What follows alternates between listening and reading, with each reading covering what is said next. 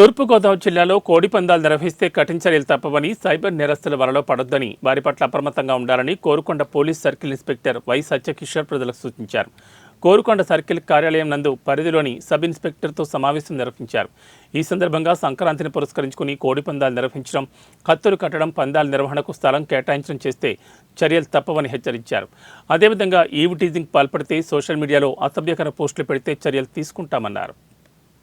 Information ఎవరికి కూడా share చేయవద్దు.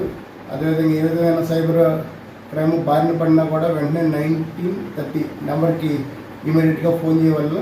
అదేవిధంగా పోలీసు వారిని కూడా సంప్రదించాలి. అదేవిధంగా రానున్న సంక్రాంతి సందర్భంగా ఎక్కడైనా కోడి పందాలు కానీ జోదాలు కానీ ఆర్గనైజ్ చేసిన, బొర్రెలు ఏర్పాటు చేసిన, కత్తులు తయారు చేసిన అటువంటి ఇన్ఫర్మేషన్ ప్రజలంతా కూడా పోలీసు వారికి ఇవ్వగలరు. వారికి రివార్డ్ ఇవ్వబడుతుంది. వాళ్ళ యొక్క ఇన్ఫర్మేషన్ గోప్యంగా ఉంచబడుతుంది. ఎవరైతే ఆర్గనైజ్ చేస్తారో వాళ్ళ మీద చట్ట ప్రకారం కఠినమైన చర్యలు తీసుకొని పడతాయి.